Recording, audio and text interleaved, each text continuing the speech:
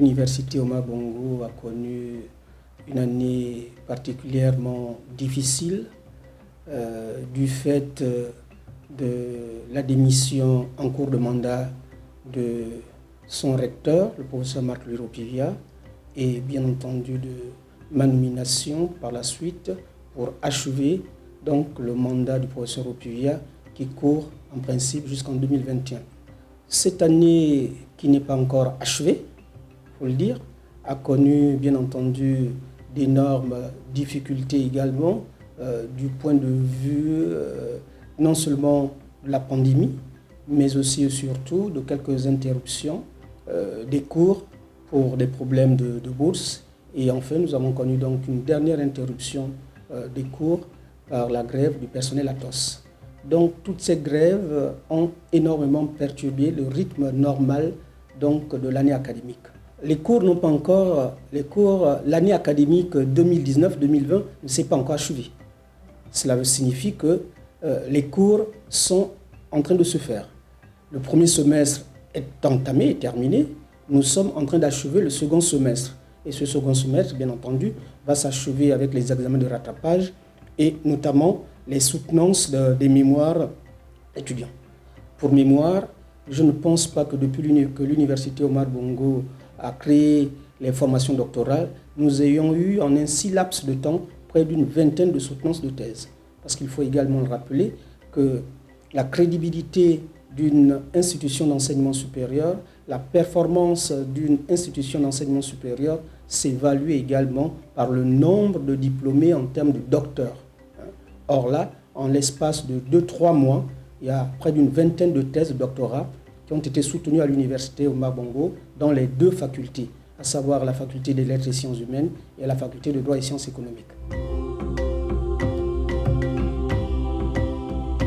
La pandémie de Covid-19 a non seulement mis en exergue les limites infrastructurelles de notre institution, à savoir en termes de bâtiments, en termes de salles, en termes de nombre de places dans les amphis, mais elle a également, surtout, été un révélateur des insuffisances et des limites en termes de digitalisation de notre système. Nous nous sommes donc rendus compte que l'université Omar Bongo, en matière d'infrastructures numériques, n'avait pas le potentiel qui lui aurait permis effectivement de passer des cours présentiels en distanciel. Là également, nous avons donc connu d'énormes difficultés, notamment pour les départements et les niveaux d'études qui avaient des effectifs qui avoisinaient les 1000 jusqu'à 3000. Quand les mesures, bien entendu, de distanciation physique se sont révélées comme un des aspects pour éviter la pandémie, nous avons été incapables, bien entendu, avec certains effectifs de niveau, notamment licence 1, où nous avions 3000, nous n'avions pas de structures pour nous permettre donc de respecter cette distance. Il nous a fallu donc faire des groupes classes, ce qui également a eu une incidence sur la prolongation donc, du calendrier.